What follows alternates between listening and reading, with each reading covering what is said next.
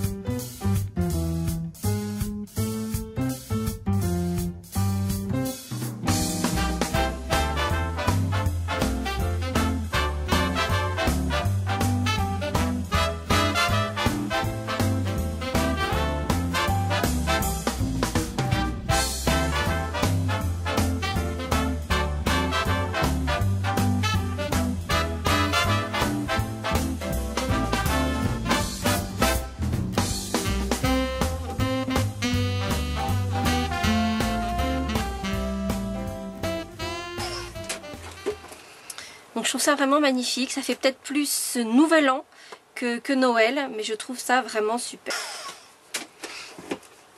Et nous allons donc marquer ce papier de façon à réaliser cette petite boîte avec des pans en triangle. Pour ceci, comme je vous l'indiquais tout à l'heure, nous allons utiliser la planche de marquage et nous allons marquer le papier sur l'envers de façon à ne pas abîmer nos décorations embossées. Nous allons placer notre papier avec le côté qui mesure 4 1/4, donc là on est à 4,5, donc c'est sur le plus petit des côtés, à 4 1/4. Et nous allons marquer le papier à 1 inch, à 2 inches 3/4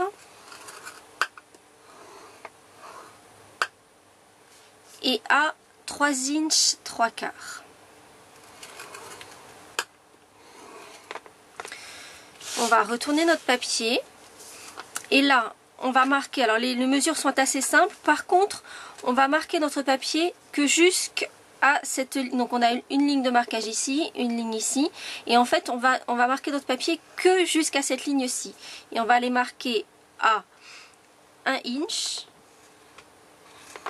2 inches, 3 inches et 4 inches. On va retourner le papier et on va faire exactement la même chose, mais cette fois-ci que à la première ligne de marquage. Donc la partie centrale n'est pas marquée. Et on recommence à 1, 2, 3 et 4 inches. Pour la partie centrale, on va marquer la partie centrale, mais ce sont des diagonales. Et donc on va le faire à l'aide d'une règle et de notre stylet. Et on va marquer le papier dans les diagonales, c'est-à-dire qu'on va faire un zigzag. On va partir du coin extérieur, on va aller jusqu'au premier ici, on va remonter, on va descendre, on va remonter, on va descendre, etc.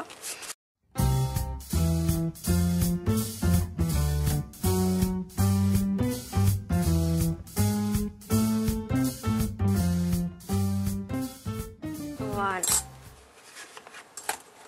Donc notre papier est marqué, je pense que vous arrivez bien à voir. Le soleil nous aide un petit peu sur ce coup-là. C'est vrai que sur du noir c'est pas toujours simple, mais là avec le soleil on arrive à bien voir les lignes de marquage. Ensuite nous allons faire un peu de découpe. Et donc nous allons commencer par enlever du côté où on a les deux lignes l'une à côté de l'autre avec des lignes perpendiculaires. On va enlever le triangle extérieur et les deux petits carrés, enfin rectangles et carrés qui sont à la suite. Donc en suivant les lignes de marquage, je coupe et j'enlève cette partie-ci.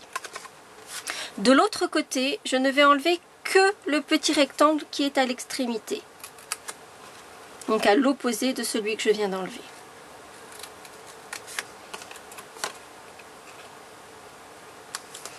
Voilà. Ensuite, toujours du côté où j'ai mes deux lignes perpendiculaires, je vais enlever les 3 rectangles. Je ne vais garder que le rectangle à l'extrémité.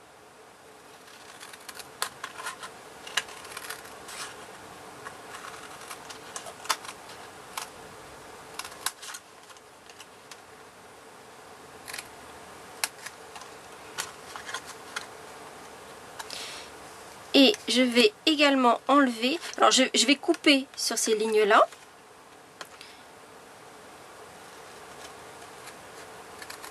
Donc vous me connaissez maintenant, j'enlève toute l'épaisseur de la ligne de marquage, de façon à faire quelque chose de plus propre.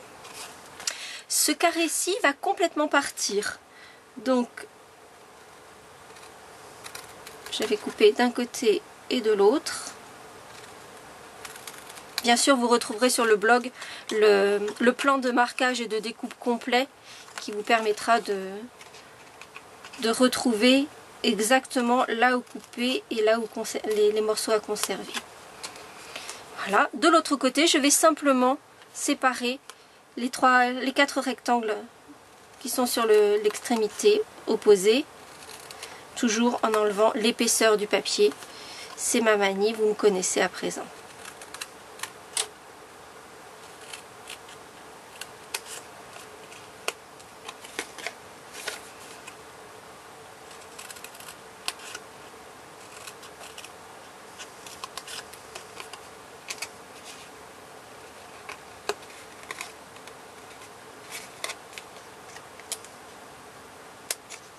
Voilà. D'habitude, je prends un plioir pour appuyer toutes mes lignes de marquage. Là, j'ai peur que ça abîme les parties embossées, ce serait vraiment dommage. Donc je vais choisir de ne marquer mes plis que à la main. Donc ceux qui sont horizontaux, mais également toutes les diagonales. Donc il faudra y aller de façon très précautionneuse et plier, marquer toutes les lignes que l'on a faites à la règle.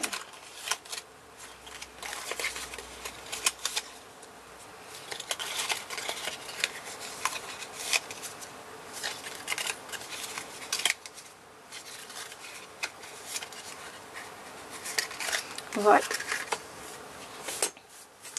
Maintenant, nous allons, avant de monter la boîte, nous allons d'abord réduire ces deux morceaux-là. Donc la partie où on a le petit rabat en plus. Sur les deux plus courts, on va les raccourcir d'à peu près 1/3. Donc à peine la moitié. Voilà. Et on va utiliser notre petite perforatrice d'un demi-inch en cercle et on va faire une petite encoche. Donc là où il n'y a pas de clapet, on va faire une petite encoche quand on va centrer. C'est la petite encoche qui va nous servir à aider à ouvrir notre boîte. À présent, on va pouvoir monter la boîte. Pour cela, j'utilise de l'adhésif, du ruban double face et je vais positionner mon adhésif sur la moitié de rectangle, vous voyez, de triangle, pardon. Donc on a plein de triangles qui sont dans un sens et dans l'autre et ici on n'a qu'une moitié de triangle. Donc je vais poser mon adhésif sur cette moitié de triangle au plus proche de la ligne de marquage.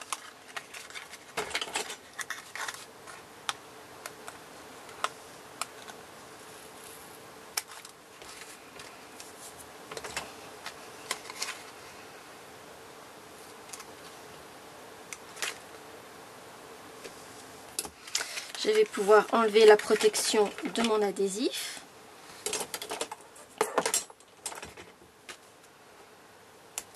Et monter ma boîte.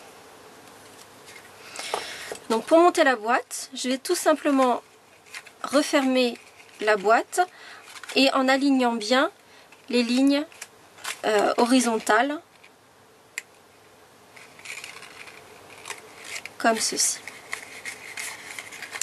Le devant de notre boîte, c'est bien entendu l'endroit où il y a notre petite encoche. Donc je vais ramener vers l'extérieur les deux panneaux qui sont de chaque côté de ce devant. Et je vais utiliser la colle multi-usage pour fermer le fond de ma boîte. Donc je vais ramener vers l'intérieur, mettre un petit peu de colle.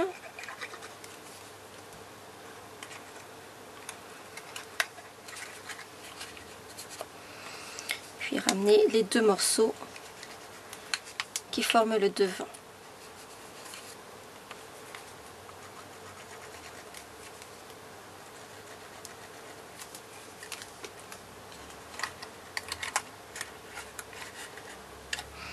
Une fois le fond collé, je vais juste prendre mon plioir et donner un petit coup au fond pour bien tout aplatir. Donc on a nos deux petits rabats et le devant de la boîte. Dans la mesure où les pans de la boîte sont en triangle, je vais devoir biaiser la partie qui rentre à l'intérieur. Par contre, il va falloir faire ça très délicatement. Si vous coupez trop, le couvercle de la boîte va remonter systématiquement sans se fermer. Donc il vaut mieux recouper plusieurs fois vraiment en faisant des toutes petites incisions et vérifier que la boîte ferme bien plutôt que de couper trop et d'avoir une boîte qui ne se tient plus fermée. Donc vous voyez, j'ai vraiment enlevé des tout petits morceaux et là c'est pile poil ce qu'il faut. Pour le dessus de notre boîte, je vais d'abord prendre une chute de papier noir ou en tout cas de la même couleur que ma boîte. Et je vais découper 6 petits cercles avec ma perforatrice 1 demi-inch, pardon.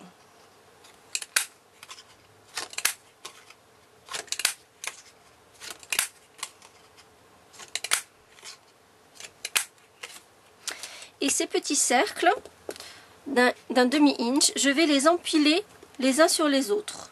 Donc simplement en mettant de la colle multi-usage les uns entre les autres, pardon.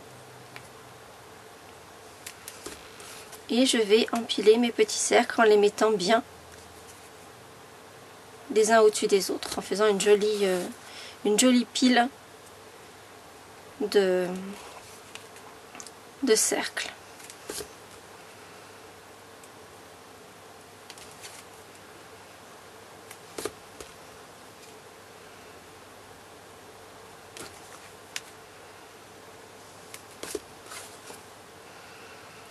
Voici.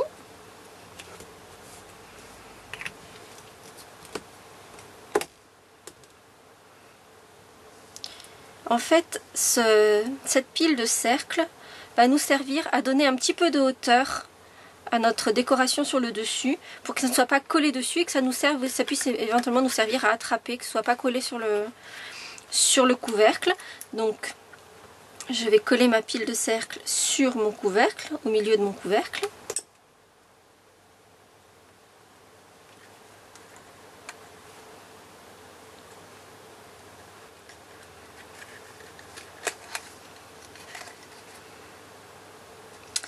Et pour ma décoration sur le dessus, donc là avec le flocon de neige, en fait je vais utiliser les décorations de bois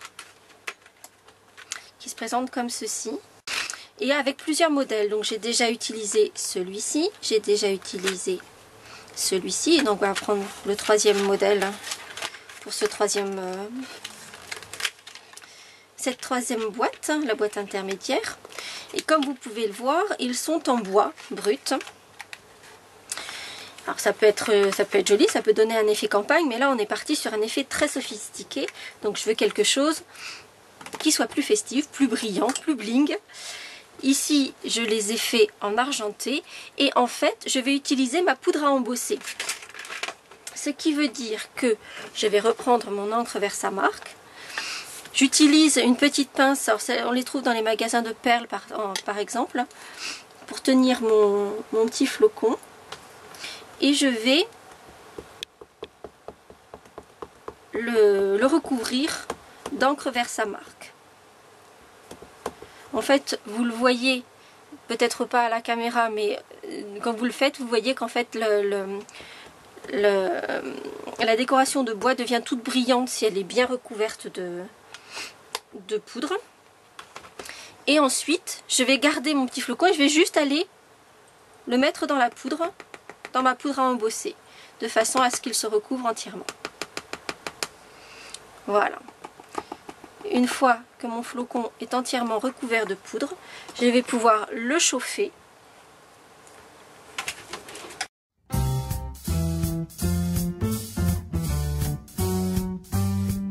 Et obtenir non plus un petit flocon en bois brut, mais un flocon super joli, élégant, tout doré.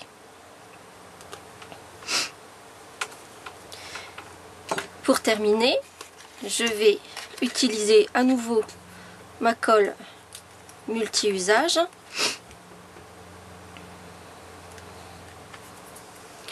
Je vais mettre de la colle uniquement en son centre puisque l'extérieur ne va pas être collé, donc c'est la partie qui va coller sur ma petite pile de cercles de papier.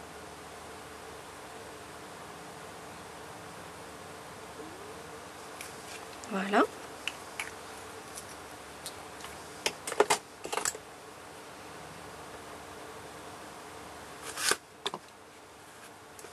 Et je vais coller mon petit flocon sur le dessus de ma boîte. Et voici mes 3 petites boîtes. Le papa, la maman, le bébé. Donc avec un effet vraiment très élégant. Je trouve que vraiment elles sont vraiment très très jolies. Assorties, le flocon assorti également à l'embossage de votre boîte. Et ces petites boîtes pourront vous servir vraiment pour plein de choses. Je suis sûre qu'un petit rouge à lèvres tiendrait dans ce format-là. Voilà, enfin voilà, on peut faire plein de petits cadeaux de table pour vos invités. C'est vraiment très joli. Ça peut vous servir aussi éventuellement en rajoutant une petite étiquette pour servir de marque-place pour vos invités. Voilà, je trouve que ce sont de très jolies boîtes et j'espère qu'elles vous plairont aussi. À très bientôt!